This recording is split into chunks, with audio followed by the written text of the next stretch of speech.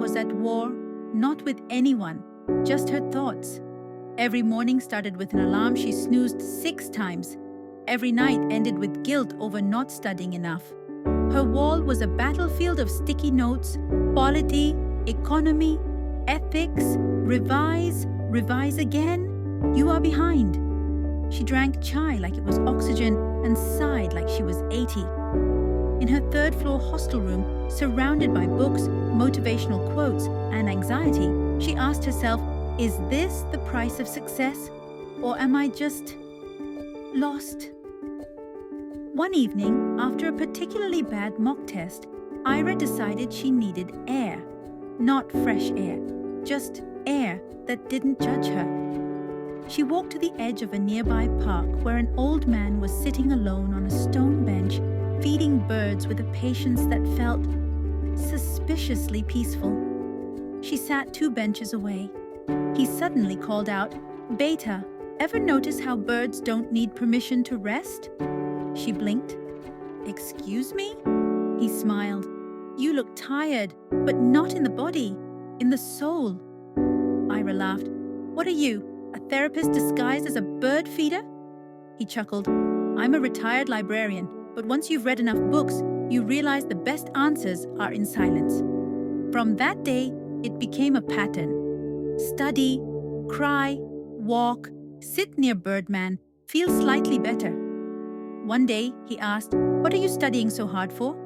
She said proudly, "UPSC, Civil Services. It's my dream." He nodded. "Beautiful, but whose dream is it? Yours or someone's version of you?" That question followed her like a second shadow. One rainy evening, she sat beside him with a chai in hand. She confessed, "Sometimes I feel like I'm not even living, just performing, for an exam, for society, for an imagined future." He said nothing for a while, then asked gently, "And if you stopped performing, who would be left?" That hit her like a silent thunderclap. The next week, she didn't open her books once. Not to rebel, not out of depression, just to be. She noticed things, how her breath sounded in the morning, how the sky looked softer than usual, how peaceful it felt to drink tea without multitasking. And then something strange happened. She didn't feel behind or guilty or lazy. She felt awake, like for the first time, she wasn't chasing life.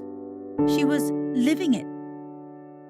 On their last meeting, Ira said, "Thank you. You helped me find peace." The man smiled and said, "No, child. You stopped running. That's all. When the seeker rests, the truth comes walking toward her, like a bird landing gently on her shoulder." Months later, Ira went back to the park. The bench was empty. No birds, just a note carved into the wood.